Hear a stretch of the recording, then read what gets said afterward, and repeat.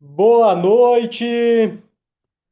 Vamos começar daqui a pouquinho, esperar mais uns 2 minutinhos, o pessoal entrando aqui no nosso bate-papo, que está na reta final do nosso mês de julho. Todos me escutam bem? Conseguem me dar um oi aqui no chat para eu escutar, ver se está tudo certo?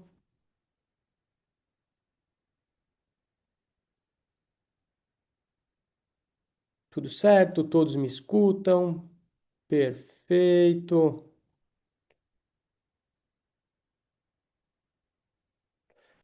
Pois bem, meu povo, vamos lá, já começando, as pessoas vão entrando aos poucos e respeitando a nossa pontualidade. Primeiro, parabéns a todos por estarem aqui em mais um encontro nosso.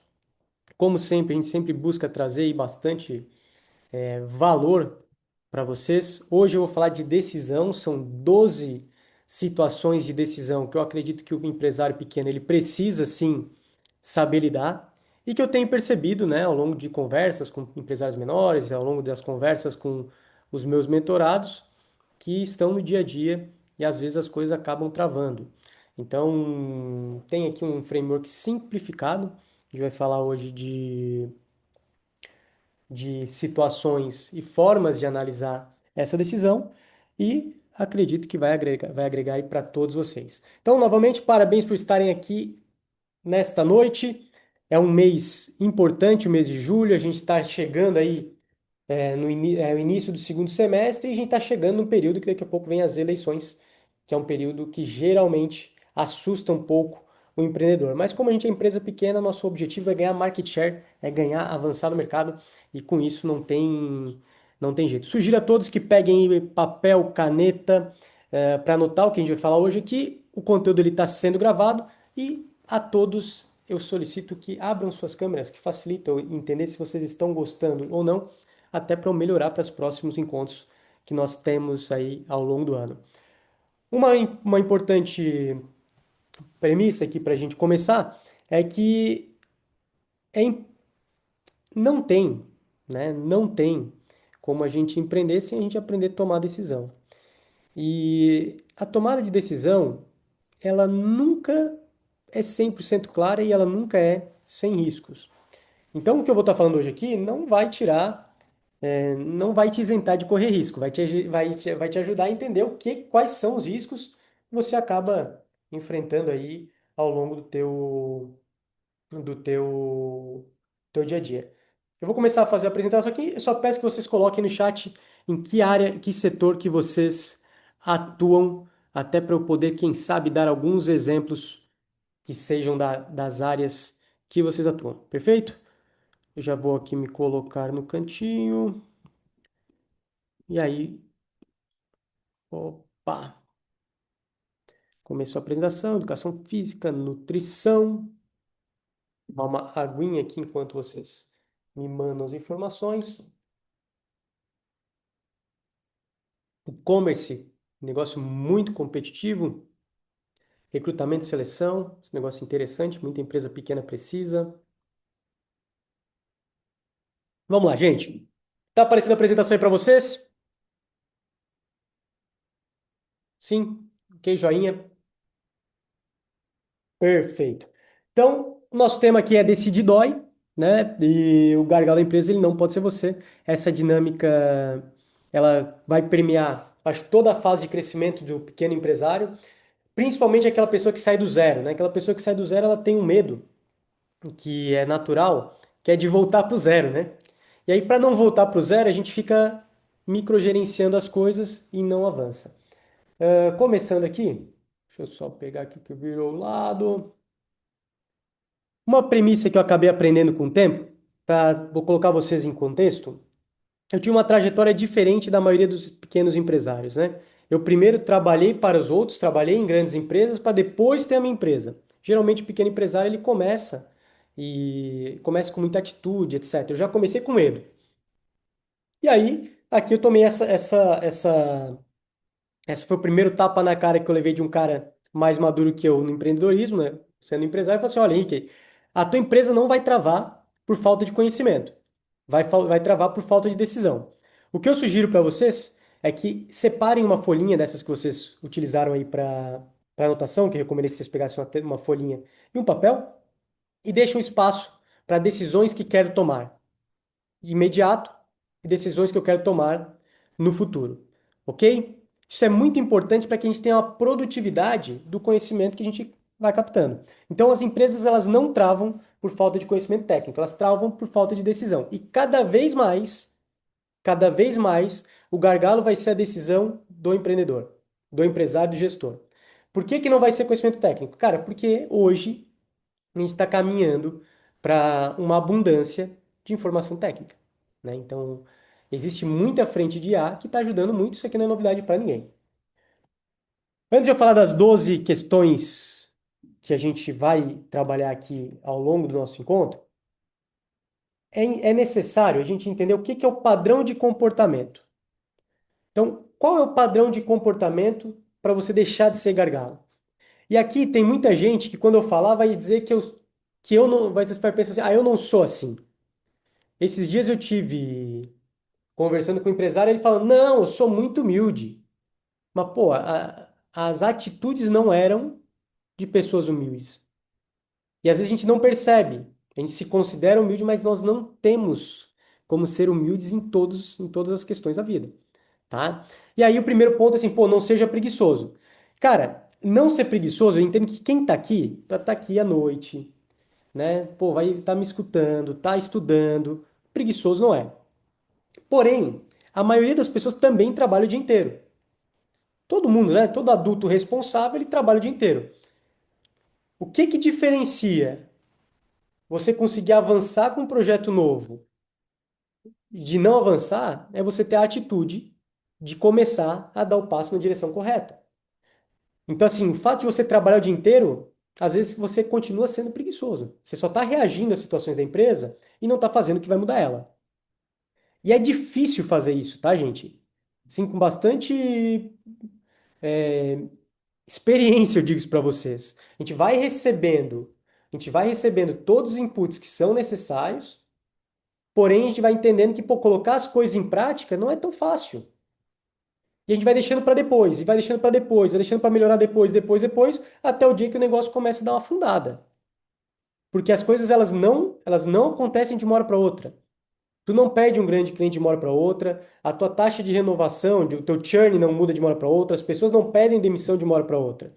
É uma construção que você vai fazendo, que você deixou de avançar, deixou de evoluir, e aí você relaxa. E aí por isso que eu quero dizer que é ser preguiçoso. Não é uma ofensa, né? É um padrão de comportamento. Pô, eu tenho que me forçar a fazer coisas que eu não quero fazer, ok? Segundo, não ser soberbo. Para não ser soberbo, você tem que entender que, pô, eu não entendo tudo, eu não sei de tudo, e eu vou precisar aprender alguma coisa, né? Geralmente, quando a gente é colocado nessa função, nesse tipo de situação, que eu vou precisar aprender alguma coisa, a gente recua. E a gente pensa, ah, mas para que isso? Para que que eu vou aumentar minha empresa? Para que que eu vou fazer um investimento? Para que que eu vou contratar gente? São coisas assim que são bem naturais aí pro nosso dia a dia, tá? E a gente não pensa que tá sendo assim. Isso é muito importante, a gente não pensa que a gente é assim. A gente acredita que, pô, a gente começou a empresa, é difícil, eu tô trabalhando muito, eu sou humilde. Mas geralmente não somos, tá? Geralmente não somos. Natural aí da evolução profissional, tá? E o terceiro é reconhecer a própria limitação. A gente não nasce pronto, né? Com certeza, pô, eu sou muito melhor do que há 3 anos atrás, eu sou muito melhor que há 10 anos atrás, mas eu acredito que daqui a 10 anos eu vou ser muito melhor que eu sou hoje. Então, existem limitações que a gente precisa vencer. Então, se eu preciso vencer uma limitação, o que que eu tenho que fazer? Vamos pensar um pouquinho. O que que eu preciso fazer para vencer uma limitação que eu tenho? Se eu for começar a fazer um esporte, eu não vou precisar treinar, não vou precisar aprender uma habilidade nova, não começa, não sai jogando bem, né? Então, quando a gente tem limitação no trabalho também, entenda que você não vai aprender em pouco tempo. E aqui eu já trago uma diretriz valiosa, assim. Cara, o universo de IA, de inteligência artificial, demanda muita dedicação do líder para conseguir implantar coisas novas na empresa. Não é porque ela tem todas as respostas que as coisas se implantam automaticamente. Então tem muita gente ficando com uma, a gente fala, é uma obesidade intelectual, que faz perguntas, gera baita de uns documentos com IA, mas pô, o cara não lê, não critica, não avança, e aí pensa que a IA está resolvendo. Mas, pô, você precisa se desenvolver, você precisa se criticar. E isso começa com a gente reconhecendo que nós somos limitados. Tem coisas que nós não sabemos fazer. Tem coisas que nós temos dificuldade. E aí nessas coisas que a gente tem que sentar a bunda na cadeira, e aí eu já coloco assim, a minha dinâmica é quase que treinar 1 hora por dia em cima dessas coisas que eu sou ruim, que eu preciso colocar. Agora, é uma coisa por semana, né? Uma coisa por mês. Não são muitas coisas, mas são coisas que eu sou limitado e que precisa para minha empresa crescer. Perfeito? E aí, gente, antes de a gente entrar nas questões, qual que é o custo de vocês não decidirem? Qual que é o custo, assim, de vocês não conseguirem contratar uma pessoa? Ou de não investir no seu negócio? Alguém tem clareza de qual que é esse custo? Qual que é o custo mais pesado de você não fazer uma contratação, de você não fazer eh, um investimento na sua empresa, de você não dedicar 1 hora por semana para se desenvolver? O que que vocês acreditam aí? Coloquem no chat, por favor. Léo, dá uma acompanhada aí no chat, que acho que aqui não está aparecendo direitinho para mim. Deixa eu ver se eu consigo.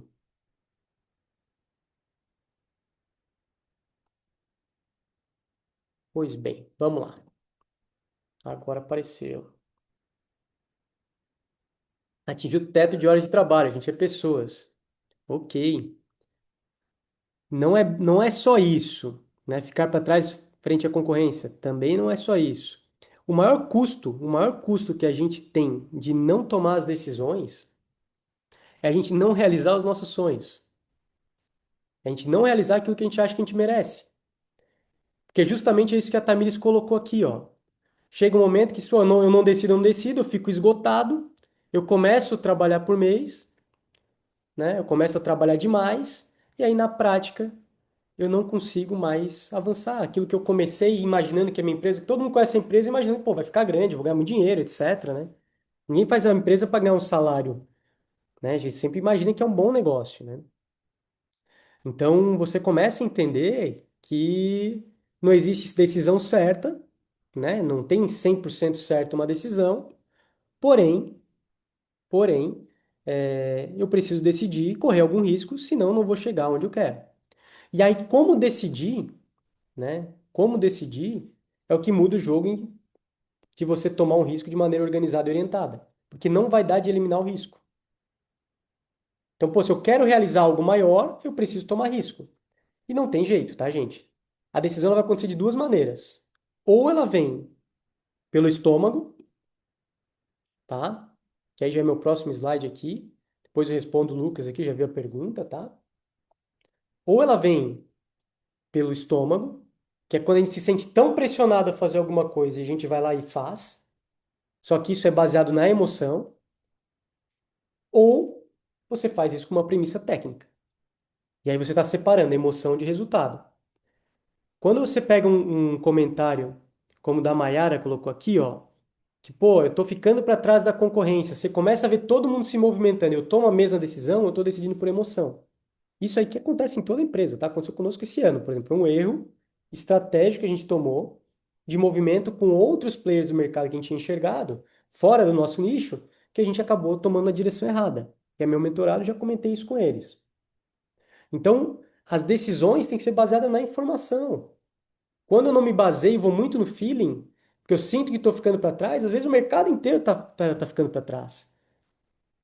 Né? Ele está indo para o caminho errado, e acontece, tá, gente? É mais normal do que a gente imagina, principalmente quando a gente olhar para empresa pequena como as nossas. Nós não somos quem dita a tendência, né? A gente acompanha a tendência. Perfeito? Primeira decisão, tá? Tá feita essa introdução. Eu quero só destacar aqui algumas coisas antes. O que eu estou falando aqui baseado na minha experiência, tá, pessoal? Aí a minha experiência são 13 anos como executivo, a nossa empresa cresceu 17 vezes nos últimos 3 anos. Eu investi no último ano R$ 420 mil já em cursos, em formações, mentorias. Então a gente investe em pessoas que estão gastando muito mais que nós em termos de formação, né? E tem empresas muito maiores que as nossas. Isso soma os nossos erros, etc. Eu cheguei a esse framework simplificado para a gente ter uma troca objetiva no dia de hoje, tá? E a primeira decisão que a gente enxerga é que, pô, aquela decisão de aumentar preço, né? Falar um pouquinho de preço aqui, vamos começar pelo mais fácil, né? Antes de chegar em gente. Mas, cara, aumentar preço é uma decisão que boa parte dos empreendedores não gosta de tomar. Gosta de, alguns até gostam de baixar, né? Ah, o mercado está baixando, eu vou lá baixar.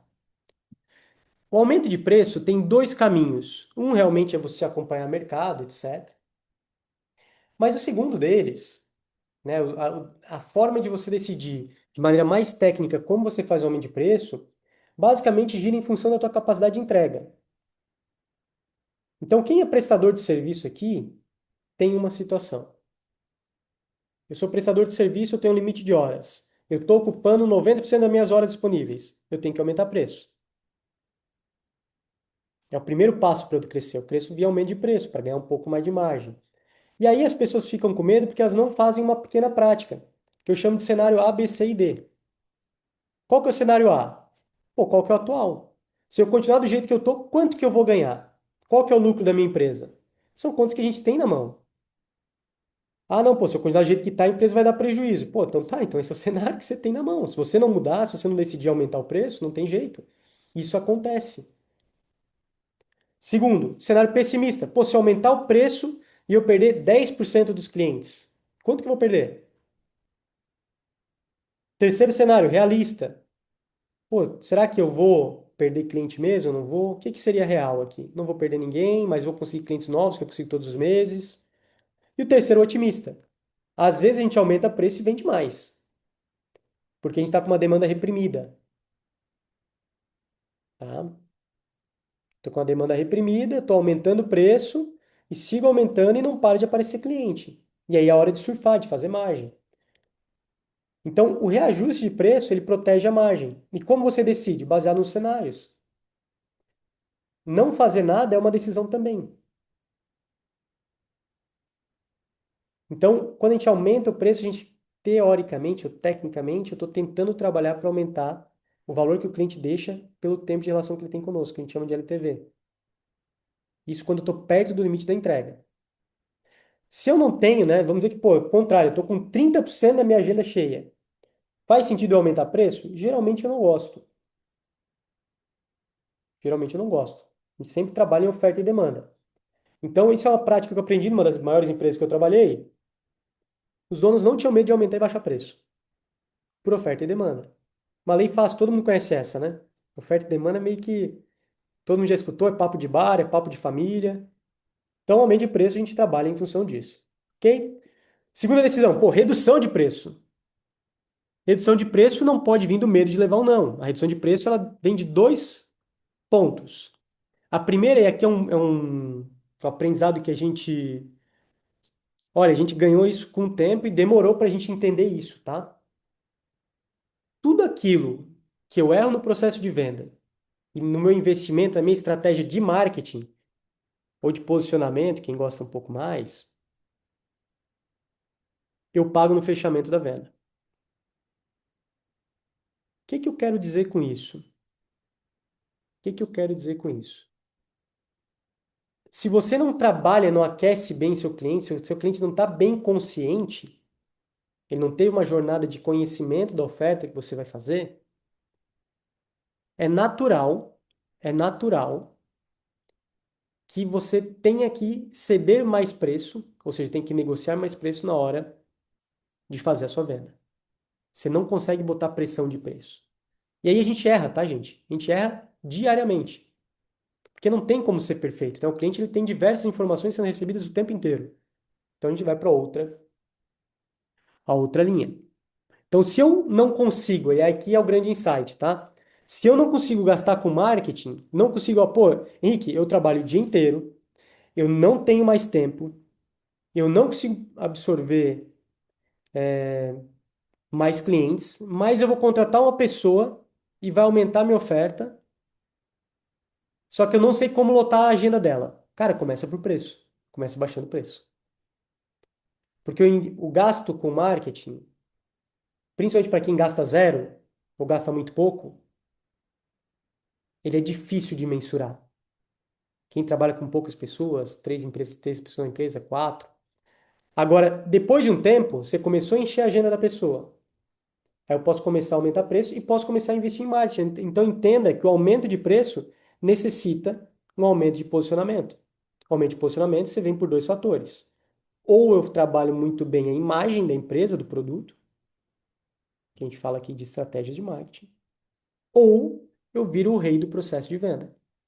Uma boa equipe de vendas que consegue produzir um bom processo de vendas, que é muito difícil de fazer, tá, gente? A maior parte das empresas não tem esse DNA, não vai ter, não vai ter. Eu sou um cara que gosta de processo de vendas, mas montar um time com uma execução perfeita de processo de venda que gere valor é muito difícil. Então a gente gasta um pouco com cada energia. Por isso que as empresas têm uma área de marketing, uma área comercial. Concordam? Uma empresa grande não tem área de marketing, área comercial? Então, redução de preço. Eu nunca baixo o preço pelo medo de ouvir não do cliente, e sim é um balizador. Então, quando eu falo de aumentar e de baixar, o que que deu para entender? Que o preço, ele é basicamente, tu imagina, quem lembra aquelas balanças antigas? Vocês lembram daquelas balanças antigas que eu ia tinha nos mercadinhos, que era assim, né? O cara botava uma fruta de um lado e tinha uns pezinho de tipo, tinha na casa da minha tia isso aqui, era tipo uns pezinhos de chumbinho assim, que aí tu botava do outro lado pra saber qual o peso que deu. Quando só eu que lembro disso aí, gente. Ô, lembra? A Silvia respondeu que sim, né? Thaís respondeu que sim.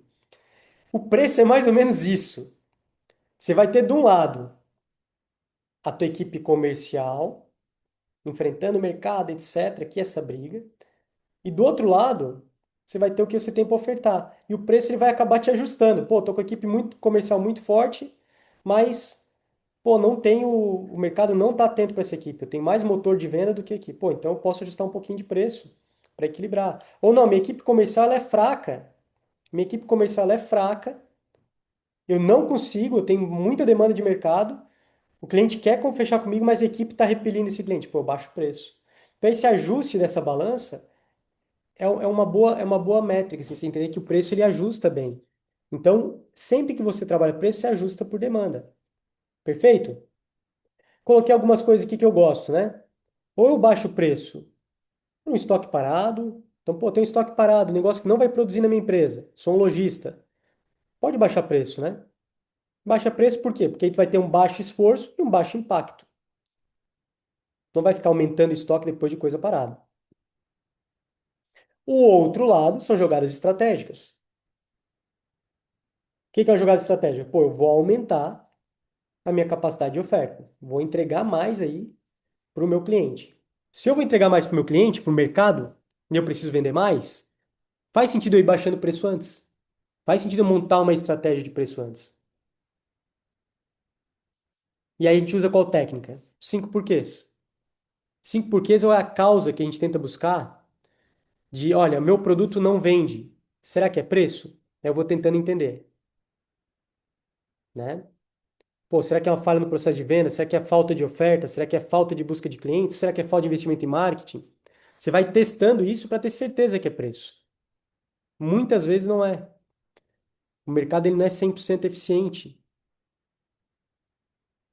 Então, preço tu tem formas de compensá-lo. Obviamente, né? Se eu tenho o dobro do preço do resto do mercado, pô, provavelmente eu esteja errado, né? Próxima, são 12, né? Vocês acompanharam que tem aqui em cima, ó. Aqui em cima tem 3 de 12. Então são 12 situações, ok? Quando que eu contrato alguém? Quando que eu contrato alguém? E aí veio a pergunta aqui do Lucas, né? Quanto que a empresa perde por mês enquanto a pessoa certa ainda não está na equipe? Pergunta que o Lucas mandou aqui. A gente faz uma conta que é muito interessante. É difícil tu dizer que tu vai contratar a pessoa certa, né? Difícil. A gente vai ter que testar para ver se a pessoa é certa. Mas a gente usa algumas premissas aqui. A primeira delas é que a venda ela vem antes da estrutura. Então, se eu preciso vender antes, eu tenho que ter uma capacidade, eu consigo perceber que eu estou vendendo mais. Aí depois que eu conseguir entender que eu vou vender mais que a minha estrutura aguenta, eu contrato gente. Então a estrutura sem venda ela se torna custo. O que que é normal, né? Foi meio que educado assim. Pô, o empresário tem que investir antes e depois vai correr atrás do mercado. Não é bem assim. Não é bem assim. A gente primeiro vai captando o mercado, ganhando mercado, depois a gente coloca a gente. Você tem várias ferramentas no meio do caminho, que é contratar às vezes um consultor, contratar um prestador de serviço, contratar várias pessoas, enquanto você não consegue vender mais e se sentir seguro de aumentar o quadro. E aí a conta que a gente faz é sempre um impacto versus esforço. O tamanho da empresa, o tamanho da remuneração, não vou chamar de remuneração, mas o tamanho da produtividade de um dono de empresa pequena, ele tem que ser mais ou menos medido em reais por hora trabalhada. E a gente separa em quatro quadros.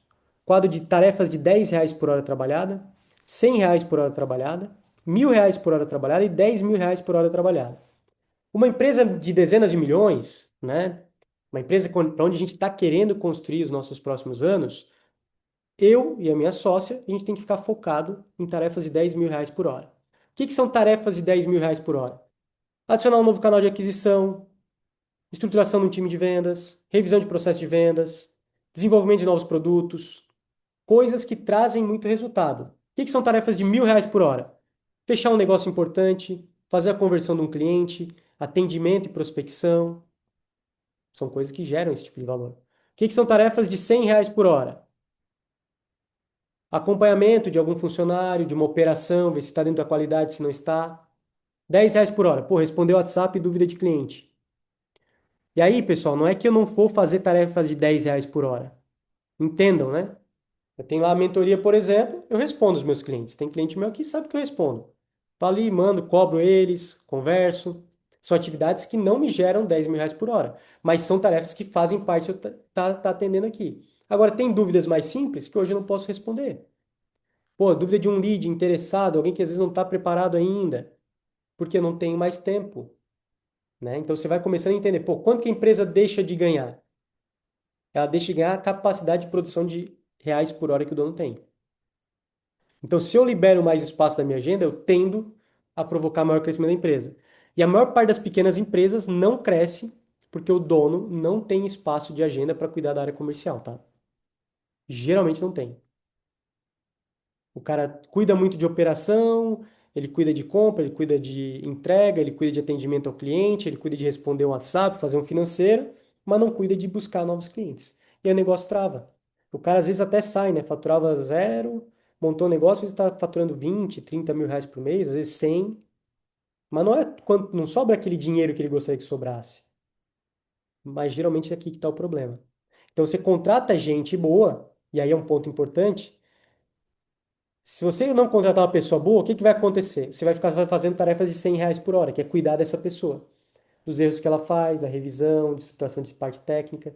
Se contratar alguém melhor, sobra espaço para te fazer tarefas de R$ 1.000 por hora ou R$ 10.000 por hora se a tua empresa já tivesse esse tipo de estrutura, ok?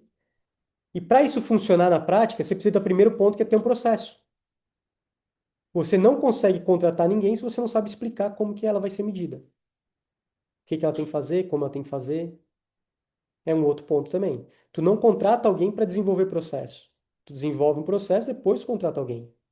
Ou, se tu já tem pessoas na tua empresa, essas pessoas vão desenvolver os processos com vocês, para depois contratar uma pessoa nova. Beleza?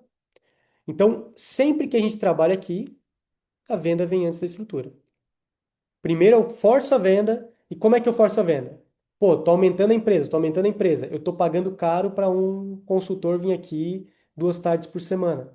E aí eu não contrato ele para dizer o que eu vou fazer. E sim, eu falo para ele, ó, cara, eu preciso que você faça isso aqui por mim.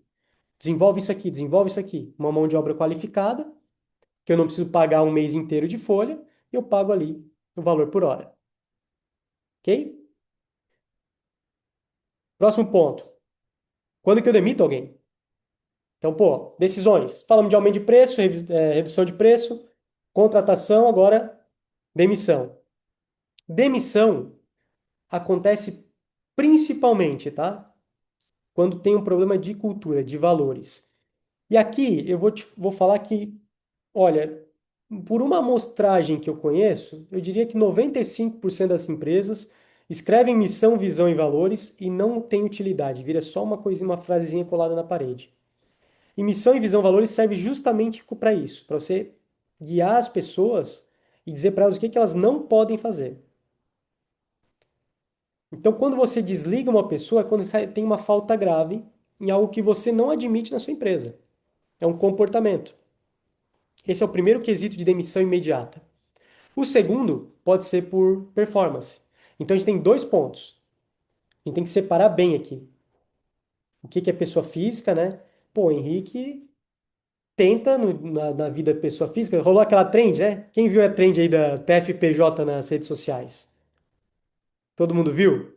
Pô, só eu que vi. Até fiz, pô. A pessoa física é diferente da pessoa jurídica.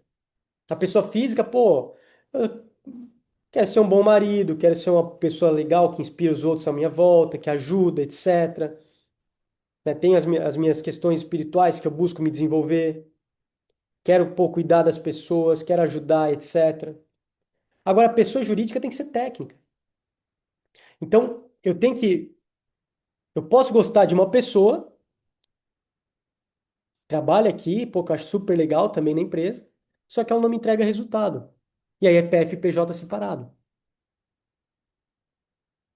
E como que eu lido com isso? Clareza de expectativa. E a gente fala aqui na empresa, né? E aí quem também já atua comigo assim, pô, cara, você já fez um PDI para essa pessoa? Fez um planinho de desenvolvimento para ela? Esse plano a gente fala assim aqui, geralmente eu faço, tá? O que eu espero da pessoa em 7 dias, 14 dias, 28 dias, aí depois eu pulo para 45 ou 60 dias e 90 dias. Então, pô, o que que eu espero de você? Eu dou clareza, olha só, você está nesse caminho, o que eu espero é que você chegue em 90 dias nesse ponto.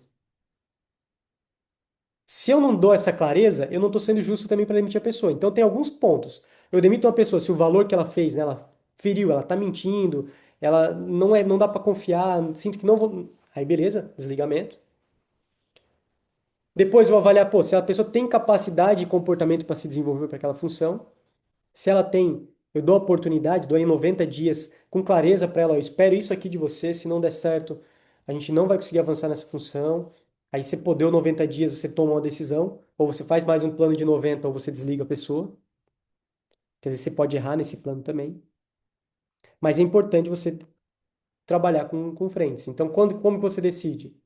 Você vai colocar dois pontos. Na decisão técnica, desenvolver a pessoa sim ou não, a decisão cultural.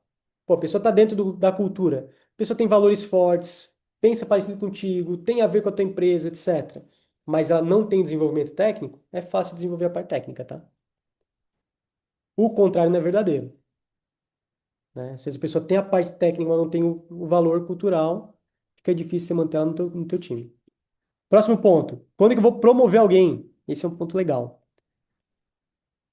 Embora seja algo assim que as pessoas estejam conscientes no dia de hoje, tá? Não se promove alguém por tempo de casa. Antigamente tinha isso, né? Vou promover alguém por tempo de casa. Mas quando o pequeno empresário começa a atuar, ele fala assim: pô, mas essa aqui tá desde o começo comigo, sabe tudo da empresa. Não é porque ela sabe tudo da empresa que ela pode ser um líder na tua empresa. Dinâmica simples. Quem é líder tem que inspirar. Quem é líder tem que ter duas coisas: tem que dominar o processo e tem que provar que tem atitude. Se não tem atitude, não dá para liderar, tá, gente? Não dá. Uma coisa que pode parecer teórica, mas você não inspira outras pessoas se a pessoa não tem atitude. Você vai ver que o time vai ficar fraco. Aí ou você desenvolve a pessoa, você pode contratar, pode mandar ela para curso, pode mandar ela para terapia, pode mandar para onde, o que for. Vai ter que acompanhar, mas vai ter que ver se tem atitude. Se não muda, não consegue liderar, tá? E aí o ponto é que a gente trabalha aqui, né? Para você, e eu falo isso aqui bastante aqui, até nos stories, etc. São dois pontos que fazem a gente conseguir delegar. tá? Então, nosso tema aqui é que, pô, decidir dói, né? E você não pode ser o gargalo. Quando você não aumenta o preço, você é gargalo. Quando você não baixa o preço, você é gargalo. Quando você não contrata, você é gargalo. Quando você não demite, você é gargalo. O que que é gargalo? Todo mundo entende o que que é gargalo? Você tem uma garrafa d'água, né? Não tô com nenhuma garrafa d'água aqui. Pô, ela é grande, mas o gargalo ela reduz a vazão de água, né? Então você tem uma energia acontecendo na tua empresa e você ali tá um gargalo que você não deixa essa energia ir para frente. Aí que você começa a reduzir a pressão do teu jogo. Naturalmente a gente tende a ser gargalo, tá? Tem que ser um pouco. Até porque tem que ter um filtro na empresa, né? Não dá para passar tudo. Mas não dá para ser gargalo de tudo, ok? Então a gente fala o quê? Pô, para não ser gargalo, eu preciso ter confiança no processo, também confiança nas pessoas. Geralmente, o pequeno empresário confia nas pessoas, mas não confia no processo. Aí ele não delega direito. Aí a pessoa fica esperando ele falar para ela fazer. E aí a gente tem que entender que as pessoas precisam errar para aprender, ok?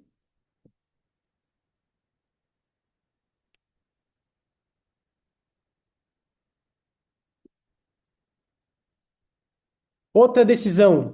Essa daqui acontece. Muita gente contrata sistema e não usa.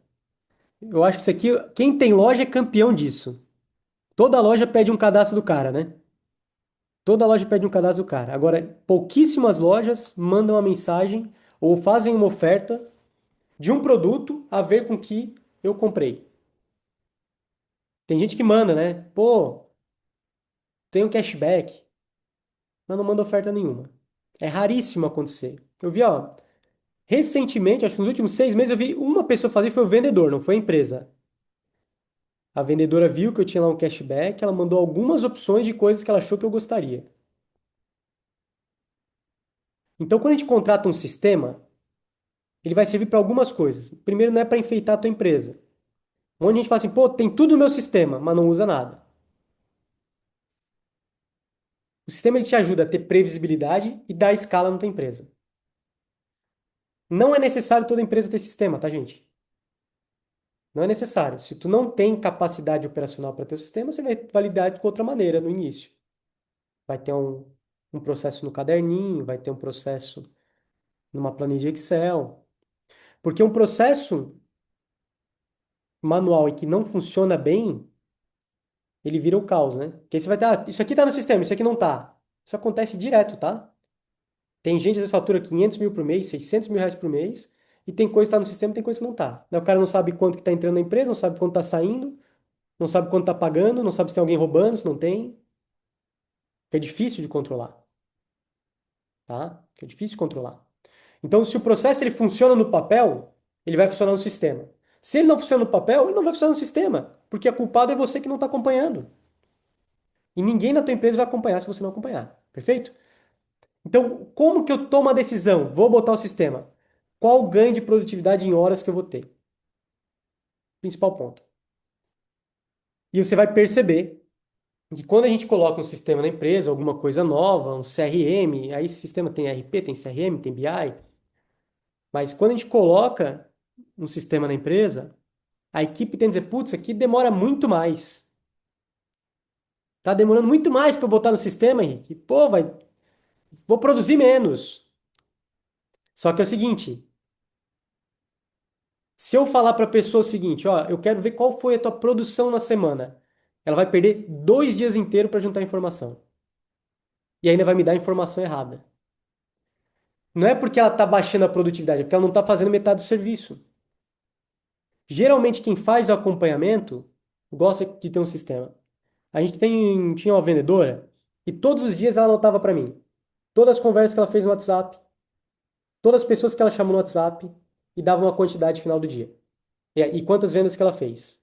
Ah, hoje eu falei com 50 pessoas entraram em contato comigo, eu chamei 30 e fechei 2 vendas.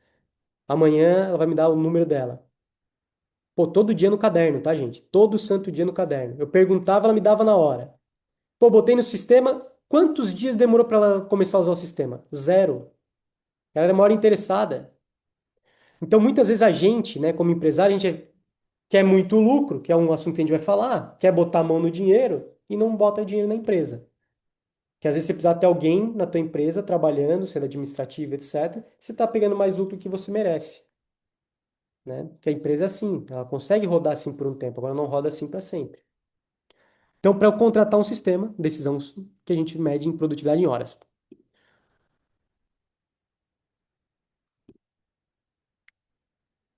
Decisão de delegar. Pô, já podia terminar por aqui, né? Sete? Sete aqui não, né? Tô acompanhando a cara da turma aí, tem uns cansados já. Pessoal, tô tentando ser breve, hein? Olha só, como que eu delego, né? Eu estou sendo objetivo aqui, porque eu acho que isso aqui agrega bastante para quem às vezes está numa uma situação de tomar uma decisão ou outra. Às vezes eu trago muita teoria também, e eu estou retribuindo aqui com vocês que me acompanham nas redes sociais. Eu peço também que faça a gentileza de bater uma fotinho, postar nos stories para eu repostar, isso dá um movimento, isso me gera também mais conteúdo. A Cirlane tá rindo porque eu não, ela me marcava, só que ela tinha o Instagram fechado, eu não seguia ela. Ela veio me chamar, ó, tu nunca me reposta. Agora eu vou te repostar, tá? Então, batam fotos, coloquem nos stories. Então, quando que eu delego? Eu só vou conseguir delegar, eu só vou conseguir delegar primeiro quando eu conseguir entender qual que é o processo que eu vou cobrar essa pessoa, tá? Pode acontecer, quem ainda trabalha sozinho, vai fazer a primeira contratação, segunda contratação. Você vai precisar de sentar do lado da pessoa e desenhar esse processo, tá? Não tem problema. Não fique demorando muito. Mas quando você já tem uma estrutura, você já está com três funcionários, quatro, etc., tenta organizar primeiro isso. Usa alguém do teu time para te ajudar a fazer, depois contrata, ok? Então a gente tem um passo a passo, né? Dizer, pô, é bom, tá? Eu vou dizer assim, é bom para vocês, é bom para o desenvolvimento profissional que você largue um pouco a pessoa, mas não pode largar 100%. Tu transferiu uma atividade que era tua, ensina, dá responsabilidade para a pessoa, depois você começa a acompanhar. Pode deixar meio solto, tá? Aí dica aqui, não tá nos livros, aqui é dica prática. Deixa a pessoa um pouco solta para ver a capacidade que ela tem de desenvolver as coisas sozinha. Se ela não tem, ela já está mostrando que ela não pode ser uma líder no futuro. Uma coisa que é importante, assim, né? Pô, tem que estar claro, assim. Não pode, é igual aqui, ó, o Fernando falou, pô, é delegar, né? Delargar. Né? Não pode só largar a pessoa de qualquer jeito, mas também não posso dar tudo mastigadinho que a pessoa fique dependendo de mim. Senão, eu volto a fazer. Eu saio de fazer, às vezes, uma atividade que é 10 reais por hora e passo a fazer uma de 100. Beleza, tive um ganho. Mas o que bota a gente na zona de potência é fazer as atividades que dão um resultado para a empresa. Uma estratégia de marketing, um anúncio que vocês fazem, uma produção de conteúdo no Instagram, pô, uma feira que vocês participam, uma série de situações, uma visita que vocês fazem a clientes, às vezes é uma atividade de 1.000 reais por hora. Né? E aí você não está fazendo que está cuidando de outras coisas que não fazem sentido você cuidar. Ó, o Ricardo aí. O Ricardo, eu conheço a história dele. Ricardo é isso aí, ó. Cada visita dele é no mínimo 1.000 reais. E se tu demorar uma hora, que eu acho que tu não demora, então é 2.000 reais por hora, bota. Exemplo legal, o Ricardo ele visita muitos clientes. Ele tá na minha mentoria, tá? Então o Ricardo ele tá num movimento ele, pô, ele precisa visitar clientes, estava fazendo outras atividades. Ô, Ricardo, mas, pô, tá aqui a resposta. Visita mais cliente, cara. Se cada cliente vai te trazer mais 1.000 reais por mês, quanto que vale uma atividade dessa, um cliente novo que você contrata, se você contrata? Num ano é 12.000 reais. E aí, pô, você não está prospectando, não vai crescer a empresa. Faz esse ajuste. Mas para ele fazer isso, ele precisa delegar alguma coisa. Ele precisa botar um processo para ele poder dormir tranquilo. Aí tá, ele vai lá e fica anotando as coisas, tá certo, né? Para ele poder delegar depois. Ok? Segundo ponto. Aqui é pô, isso aqui eu aprendi em Harvard, tá? Eu não sabia direito isso. Foi no primeiro curso que eu fiz lá, que foi a liderança autêntica em 2023. E basicamente, para você botar uma pessoa em alta performance na tua empresa, você precisa dar segurança psicológica para ela. E segurança psicológica, o que é segurança psicológica? É a pessoa entender, ela precisa entender claramente, o que ela não pode fazer. Qual que é a regra do jogo? Ó, cara, se tu pisar aqui é cartão vermelho. Se tu não deixa claro o que ela não pode fazer, ela não faz nada. Aí tu não tem talento na tua empresa. Porque as pessoas ficam com medo de se desenvolver, que elas ficam pedindo permissão, elas só vão fazer o que tu manda. Então ninguém adivinha o que tu pensa, ele tem que escrever. Então eu vou explicar, ó, olha só, isso aqui não pode ser feito, isso aqui é erro grave. Isso aqui não é erro grave. Então as pessoas começam a ter segurança psicológica, elas começam a arriscar mais e trazer resultado para a tua empresa. Assim que você delega, ok? Então transfere responsabilidade, delimita para a pessoa o que que ela pode e o que ela não pode fazer e deixa ela se virar um pouquinho. Eu gosto de deixar se virar um pouquinho. A gente sabe que não fica perfeito, mas ela vai melhorando, ela vai desenvolvendo, daqui a pouco ela tá melhor que a gente. Que é o nosso objetivo, né? Que quem trabalha conosco seja melhor que a gente, pô. Aí a empresa cresce, né? Essa aqui é boa. Como que eu decido quanto de lucro eu vou distribuir? Tudo, né? Deu lucro, sobrou dinheiro, eu distribuo tudo. É assim? Tem uma empresa que é assim, né? Cara, a melhor maneira de decidir quanto de lucro que você vai distribuir é você tendo uma clareza de onde você quer chegar. Primeiro passo, se eu quero ter uma empresa que fatura R$ 1 milhão por mês, que me dá R$ 400 mil por mês de lucro, eu tenho que entender o que que precisa o meu negócio de hoje ser diferente de um negócio que fatura R$ 1 milhão por mês e dá R$ 400 mil de lucro por mês. Isso assim é o primeiro passo, né? E a gente pensa às vezes que não é possível. Então, se eu não enxergo R$ 1 milhão de lucro, de faturamento por mês, então, pô, se eu faturo 50, eu vou enxergar o que que eu preciso para fazer 100. Fica mais fácil de enxergar. Se eu faturo 100, o que que eu preciso para fazer 200? Quantos clientes eu preciso? Quantas pessoas que eu vou precisar? Vou precisar de mais espaço? Vou precisar de escritório novo? Vou precisar de um galpão? Vou precisar de um carro? Vou precisar quantos funcionários? Vou precisar de quantas pessoas vendendo na rua? Essa dinâmica te ajuda a decidir quanto de lucro você pode distribuir. Porque se você distribuir todo o lucro, a empresa nunca tem dinheiro para investir. Então você começa a mapear qual investimento que você vai ter. E aqui não é exato, tá, gente? Não é exato. Não tem como eu saber exatamente, porque o futuro a Deus pertence.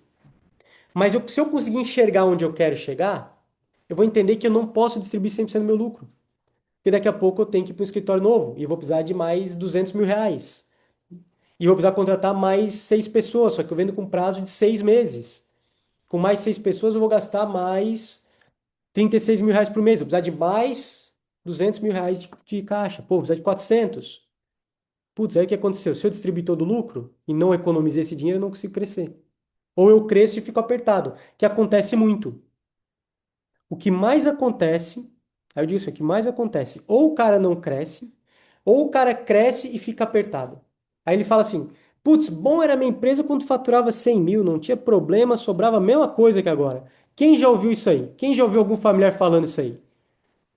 Melhor ficar com a empresa pequena, ter um monte de funcionário para dar problema. Pô, era bem melhor quando eu era pequenininho.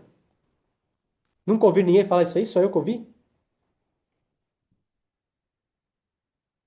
Ó, tem gente apontando para si mesma.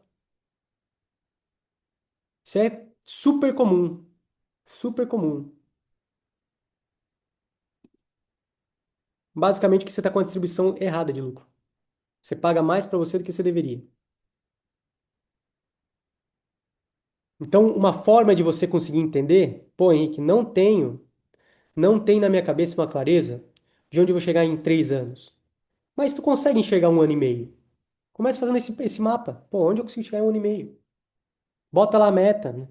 Traz do futuro para trás aqui, né? Pô, vou chegar em final de 2027, dezembro de 2027, eu quero ter 100 clientes ativos. Eu tenho 50 hoje. Quantos que eu preciso captar por mês?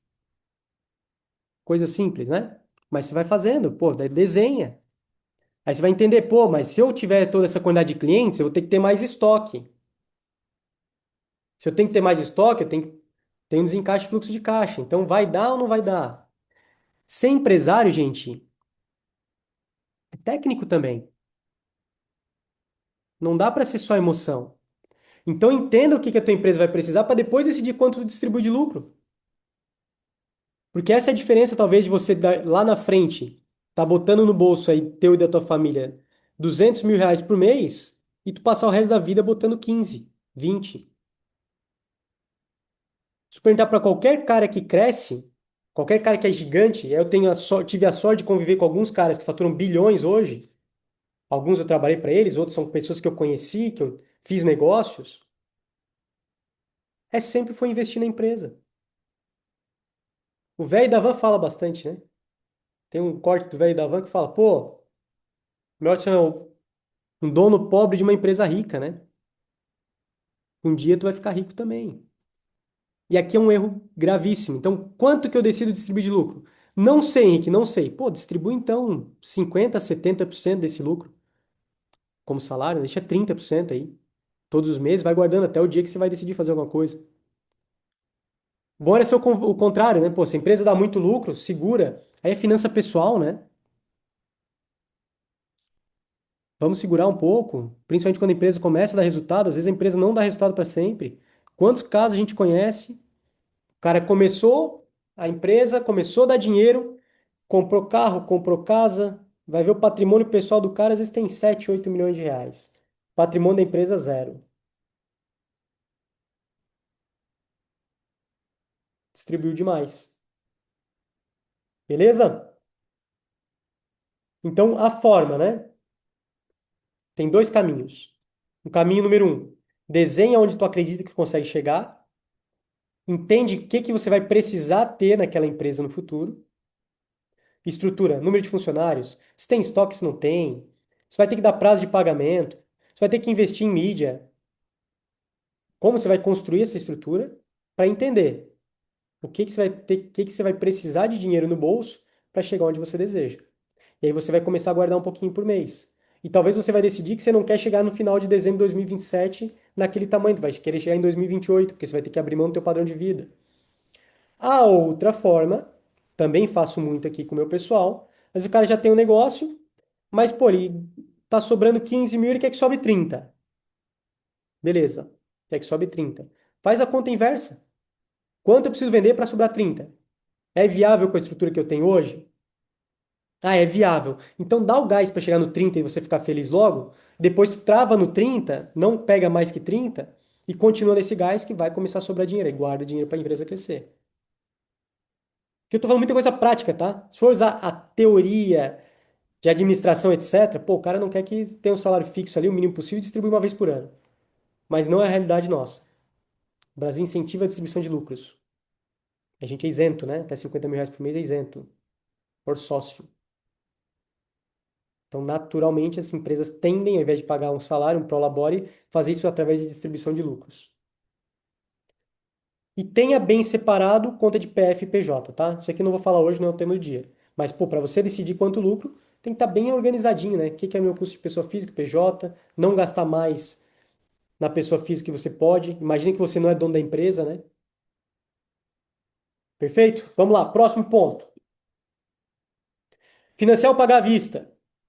Tem gente que quebra aqui também, tá?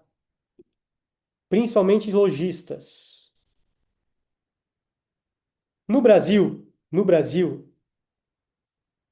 toda a estrutura é feita, visão pessoal, tá? Toda a estrutura é feita para beneficiar o mercado, o sistema financeiro. Toda a estrutura de cobrança de impostos, de financiamento, etc., é feito para isso. Se você vende em 12 vezes, né? Você vende em 12 vezes, raríssimas exceções, mas, por exemplo, uma empresa de lucro real não tem a opção de fazer o regime de caixa. Ele vendeu em 12 vezes, tem que pagar o imposto de maneira quase que imediata. Então, você sempre está tendo que fazer antecipação com o banco, etc. Ou seja, existe um intermediário em quase todos os negócios, um outro sócio, que tem o primeiro sócio, que é o governo, né? O governo toma muito do nosso capital. Aí tem o outro, que são os bancos, o sistema financeiro, que é difícil se autofinanciar, a não ser que você tenha uma reserva pessoal. Esse foi um case nosso aqui. Como eu juntei dinheiro sendo executivo, quando eu entrei aqui na empresa, a gente reduziu 20% em taxas. Isso aumentou muito a nossa margem. Só que eu e a Fernanda tiramos dinheiro do nosso bolso e colocamos na empresa. Então a gente fez um investimento quase, né? E, pô, vou aumentar a margem da empresa, mas usando capital próprio.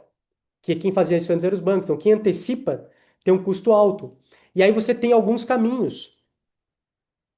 Então aqui é um ponto que geralmente quem está no começo erra. Você às vezes, para comprar melhor, você paga à vista, sem prazo. Só que você não consegue vender à vista. Se você consegue comprar à vista e vender à vista, pô, tudo certo. Agora, no geral, não é assim. Quem presta serviço também. Se tu vende no cartão, tu tá vendendo com 30 dias para receber. Para receber amanhã, tu tá pagando taxa. Então, é importante entender que o lucro que está no papel, se tu compra. Aí eu vou ser assim, eu vou ser bem superficial aqui, tá, pessoal? Não é uma aula de administração financeira, né? Não é o meu objetivo aqui. O meu objetivo aqui é dar uma organizada em forma de pensamento, contribuir com vocês que estão aqui comigo, que estão acompanhando mais essa nossa masterclass. Mas o pagamento à vista, ele descapitaliza a empresa. Então, a empresa que dá lucro no papel, compra por 10, vende por 20, pô, teoricamente sobra 10, ela pode quebrar porque ela não tem fluxo de caixa. E o que quebra a empresa não é falta de lucro, é falta de caixa. Tem empresas que operam ali no zero a zero, no vermelho, mas pô, o caixa está rodando, ela sobrevive anos e anos.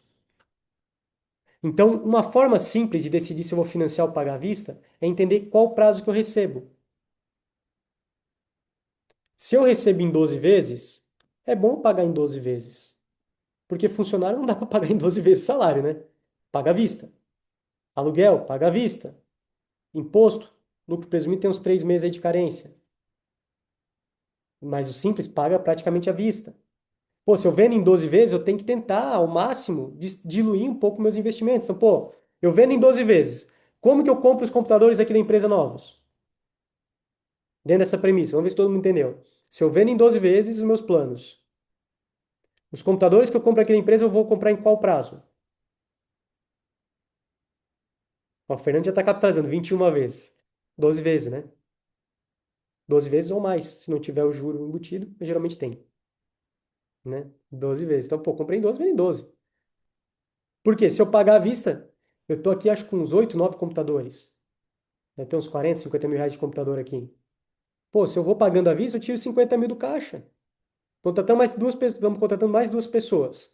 Uma entrou agora, é designer e tal, o computador é mais caro, é 8 mil reais um computador. Putz, olha só. Aí eu vou tirando dinheiro e estou recebendo em 12. E para essa pessoa gerar resultado demora. Então cuidem. É mais importante preservar o caixa do que aumentar a margem, tá? Porque na hora que tu precisa de dinheiro, o dinheiro não vem. O dinheiro o banco quer emprestar pra gente quando a gente tá com dinheiro, tá? Quando a gente tá sem dinheiro, não, o banco não empresta, empresta caro. Beleza? Então cuidado. Numa empresa a gente faz operação diferente. Finanças pessoais, às vezes você vai tentar, pô, vou ter, pegar um descontinho à vista, é mais difícil de controlar, até porque o tempo que você gasta para controle da tua finança pessoal não te dá o mesmo resultado do tempo que você gasta no controle de uma empresa. Empresa a gente fala de cifras maiores, né? Então faz sentido eu parcelar sim, ok? E aí, gente, tem um ponto assim, eventualmente faz sentido eu pagar à vista, sim, se tu tiver um desconto relevante, só que sempre entenda que existem duas formas de você financiar a empresa. Três. Vamos começar pelas duas básicas. Ou o dinheiro é do dono, ou o dinheiro é do banco. O terceiro pode ser o dinheiro do cliente, ok?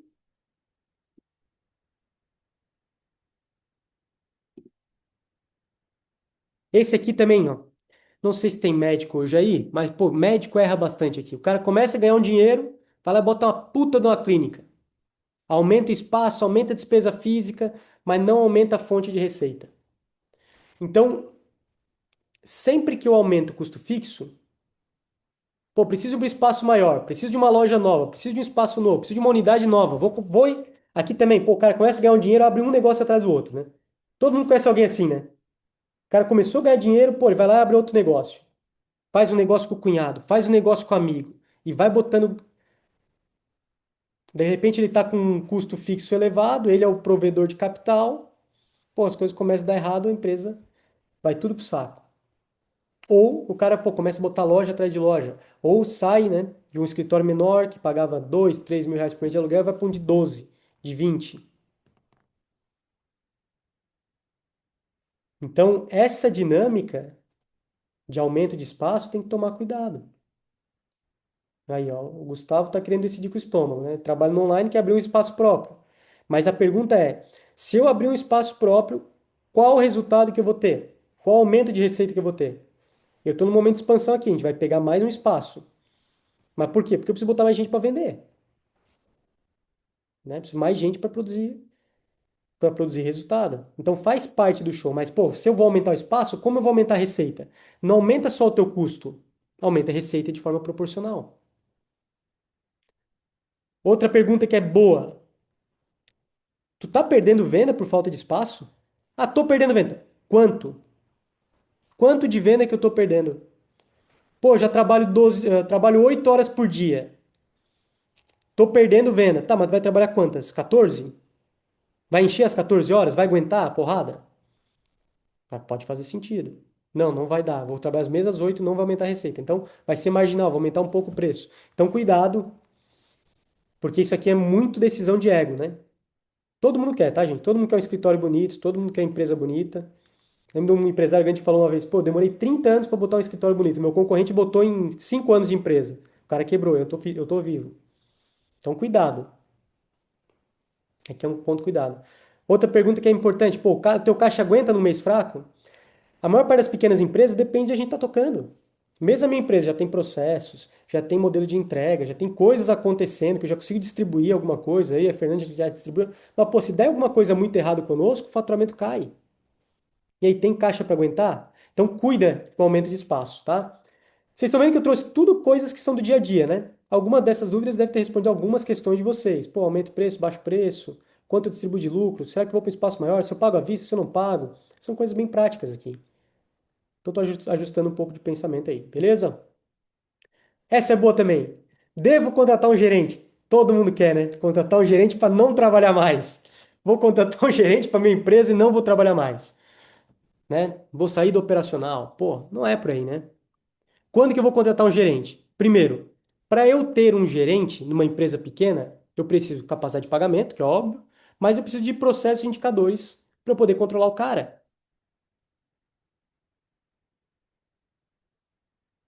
Concordam comigo? Pô, como é que eu gerencio um gerente? Às vezes eu não sei gerenciar a operação, perfeito? Se eu não consigo gerenciar a operação, tem jeito, né? Aqui, gente, é um ponto que é legal, tá? Ninguém é obrigado a entender as coisas sozinho, tá? Liderar pessoas que já têm um certo desenvolvimento demanda que você tenha algum conhecimento prático. Então, ter esse conhecimento prático, às vezes você pode buscar isso com outras pessoas. Vocês estão participando aqui de uma masterclass, de uma palestra, uma mentoria. Mas entenda que a contratação de uma mão de obra cara na tua empresa custa muito mais caro o que ela pode errar do que efetivamente tu vai pagar para ela. Se você for pagar R$ 8.000 por mês, você vai gastar aí, né? Se for PJ, 96 mil. Se for CLT, vai gastar uns 180. Mas, pô, os erros que ela pode cometer pode custar muito mais que R$ 180.000 no ano. Imagina se você vai gastar isso com um profissional, né? Um gerente júniorzinho, né? Trainee, alguém novo. Então, para você fazer isso, você tem que entender, pô, se a pessoa está errando ou não. Porque se você sai um pouco dessa operação e foca no crescimento, você vai perceber que vai ter coisa que vai dar errado. Vai ter coisa que vai melhorar, mas vai ter coisa que vai dar errado. Então, primeira pergunta. Quando você contrata alguém mais sênior, quando você contrata alguém para gerenciar, ele vai liberar espaço da sua agenda para você fazer tarefas de R$ 1.000 por hora e R$ 10.000 por hora? Esse conceito aqui, cara, para mim é top hoje. Isso aqui é o guia da minha vida. Assim, a gente está trabalhando e assim é incrível. Vocês vão perceber que é incrível quando tu coloca esse tipo de atitude no teu dia a dia, como as pessoas ao teu redor se desenvolvem. Como tu estava deixando de fazer com que as pessoas que trabalham contigo tivessem o direito de se desenvolver e ganhar mais, né? Se a pessoa se desenvolve mais, você paga mais depois para ela, né? Ela gera mais valor, né? E aí, quando eu contrato o cara, pô, primeiro tem que saber o que que é o processo, como que eu vou medir ele, qual é o indicador que eu tenho que ficar de olho, porque senão eu vou ficar microgerenciando um gerente. E o segundo, pô, contrato o cara, eu tenho que dar uma metinha para ele. Pô, o que que eu espero de ti em 7 dias? 15, 30, 45, 90? Segunda vez que eu falo de PDI, pô, procura aí no chat como é que faz um PDI, pô. Então, desde o primeiro dia, não digo primeiro dia eu não gosto de fazer isso, o primeiro dia eu gosto de mostrar um pouco mais da nossa visão, como nós estamos construindo o futuro, nosso plano 2029, quais são os valores que a gente tem, Mas, pô, dá uma semaninha, senta com o cara. Cara, olha só, conheceu a empresa agora, já tem um pouquinho de cultura. Vamos desenhar aqui um plano para você de 90 dias, ou um pouco menos, né? Caso você queira botar dentro da tua janela de experiência. Pô, aí você decide a contratação. E vale a pena você pensar isso antes. Se isso é importante, vai queimar a caixa que você tem, vai queimar um pouco do dinheiro que você tem disponível. Cara, pensa nisso antes de contratar. O que que tu vai esperar dessa pessoa nos próximos 90 dias? Para ver se ela vai gerar valor para ti. Se tu não consegue decidir o que vai esperar, provavelmente você vai contratar alguém para só para inchar a tua empresa. Então espera um pouco e tenha mais clareza. E a nossa pergunta 12 tem mais uma extra, tá? Pergunta 12 é o seguinte: cara, sair da operação é muito difícil, né? Toda vez que eu vou em algum conversar com alguém ali, até tive no rádio essa semana, aí eles falam assim, pô, e aí, dá para deixar o operacional? Eu pergunto que rola aí, né? Foi polêmica na internet e tal, mas pô, cara, o operacional tu vai deixando aos poucos, mas tu tá sempre participando, né? Agora, se você for a pessoa que faz a operação pro resto da vida, você não tem tempo para pensar num canal de venda novo. E quando a gente fala em pensar em um canal de venda novo, quando eu falo de você fazer uma reunião semanal com o teu time de vendas, com o teu vendedor, basicamente, a gente está falando de 1 hora por semana, 2. Só que a maior parte das pessoas não tem, ou não dedica, ou não prioriza algumas horas por semana para melhorar teu negócio. Então não é sair da operação 100%. Cara, começa indo aos poucos. Não consegue tirar 2 horas por semana para melhorar tua empresa? Como que você melhora? Pô, dizendo não para as pessoas ao teu redor. O cara fica te chamando na empresa, não, agora não posso. Não, agora não posso. Aí as coisas vão ficando melhor. Então sempre que você vai reorganizar a agenda, começa pelo tempo, não pelas pessoas, tá? Então, pô, vou sair da operação. 15 minutinhos, fazer uma reunião semanal, 1 horinha por mês, uma reunião de performance, umas 4 horinhas a cada 3 meses, uma reunião estratégica. Uma vez por semestre, tira um dia, revisa o que tu está fazendo, vai numa imersão, vai fazer alguma coisa diferente para pensar teu próximo semestre. Aí sim você vai começar a sair um pouco do dia a dia.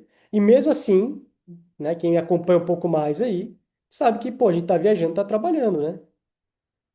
Tô lá, pô, tô de férias, mas tem lá uma reunião com o time, tô respondendo WhatsApp, mas porque essas coisas vão se organizando. E não se organizam porque vocês me escutaram hoje, né? Você organiza que você vai construindo um pouco a cada dia.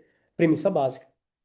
Beleza, gente? Então é o seguinte, entenda primeiro que você tem que começar pelo tempo, para depois você conseguir sair da operação. Então começa organizando o teu tempo, depois você organiza as pessoas e faz a calibração emocional. O que que é calibrar emocionalmente, tá? Não dá para você esperar que a coisa fique perfeita. O maior erro, o maior problema que tem é você pegar e ficar com medo de perder o que você conquistou. Isso aqui é o básico, assim, putz, cara, a gente geralmente, quem saiu do zero, quem montou a empresa, começou a empresa mesmo, morre de medo de perder o que conquistou. Ou seja, morre de medo de ficar pobre de novo, né? O cara começou a melhorar, pô, não quero ficar pobre de novo, né? Quero continuar aproveitando aqui, quero, pô, trocar de carro, quero viajar, quero, pô, continuar comprando coisas boas para minha família. Só que aí tu fica paralisado, entendeu? Tu tem medo de deixar as pessoas errarem, elas não se desenvolvem, daí tu não acompanha, aí tu fica ali e fica patinando até que tu perde o mercado.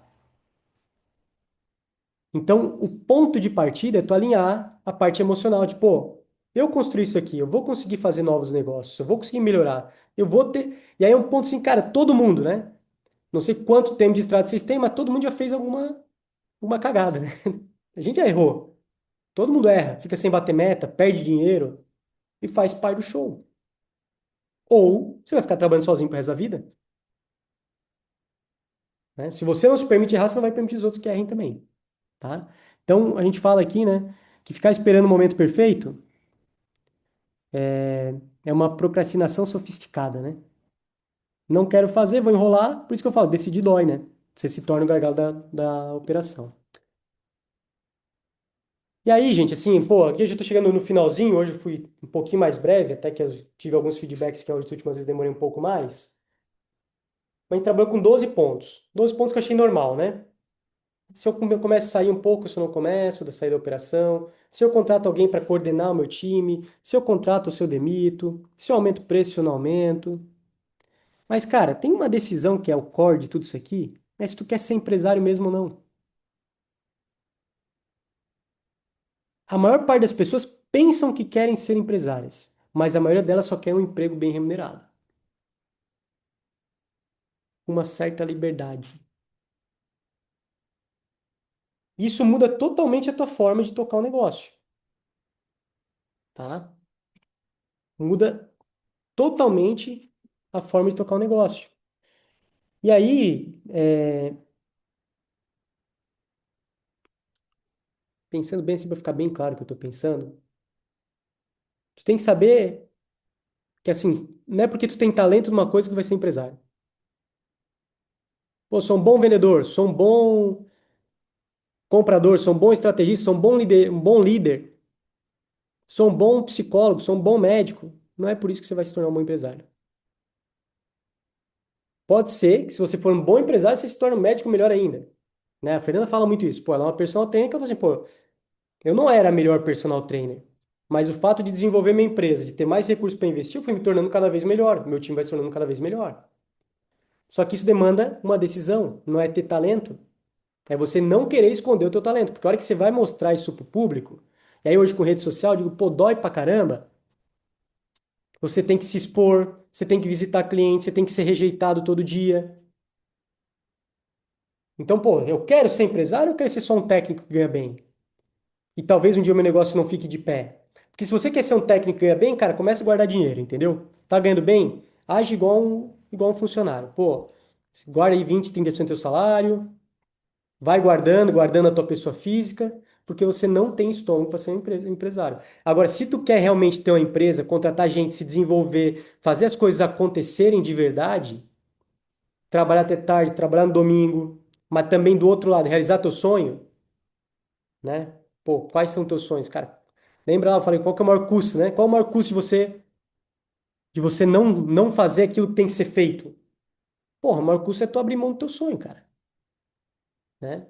E aí tem gente que o sonho é boa escola para os filhos, é pagar um plano de saúde para o pai, é ter a casa dos sonhos, é fazer uma viagem internacional, é viajar 2 vezes por ano, 3 vezes por ano, 4 vezes por ano, é comprar uma BMW.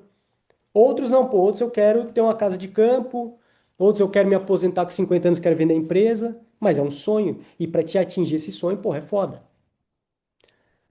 Aí eu falo com dor no coração, é difícil. Assim, a gente tem que estar sempre lembrando disso, porque senão a gente fica preguiçoso, como eu falei. E aí, aqui eu vou deixar um espaço aberto. Essa minha masterclass eu uso para promover meu trabalho. Peço que você sempre compartilhe nos stories, etc. Mas a minha equipe vai mandar lá no grupo para vocês um formulário de cadastro, que eu sempre peço para atualizar os formulários, etc. A gente vai mandar um framework para vocês falando sobre esse tipo de decisão, tá? Então amanhã, na parte da tarde, a gente está mandando lá no grupo. Preencham, que isso mantém nosso contato, incentivo sempre que vocês preencham, até porque a gente está desenvolvendo coisas novas. Deve sair coisas novas aí no segundo semestre ainda, né? Coisas para quem é empresário menor. Temos a mentoria para quem é empresário que já tem uma estrutura, que quer crescer, e principalmente aquele cara que vê que dá às vezes para dobrar o negócio, crescer 50%, vê que dá, que vale a pena encurtar caminho. E eu digo assim, gente, tudo que a gente está ofertando aqui parte de um trauma que eu tive lá atrás, que foi meu pai ter quebrado a empresa, tá? Então, assim, eu quero ajudar que as pessoas não quebrem, que elas melhorem a gestão delas, mas demanda de você entender que você quer virar um empresário, não. Por isso que eu botei esse slide aqui. É muito diferente você ser um profissional de destaque do que você ser um empresário. E geralmente não é por falta de conhecimento técnico. Não é. Porque o bom médico, que não fatura tanto quanto o médico que é mais ou menos e, poxa, tem uma clínica gigante, etc. Eu uso o exemplo do médico, que é uma profissão que está em alta e todo mundo conhece um médico, né? Serve para todo mundo. Mas, cara, a diferença não é falta de conhecimento técnico, não é falta de conhecimento de gestão, que todo mundo sabe falar sobre negócio, né? Agora, é porque o cara não consegue tomar decisão, não consegue decidir. E aí a pergunta, né? Se você quer ser um empresário, quantas decisões do teu negócio passaram pela sua cabeça essa semana?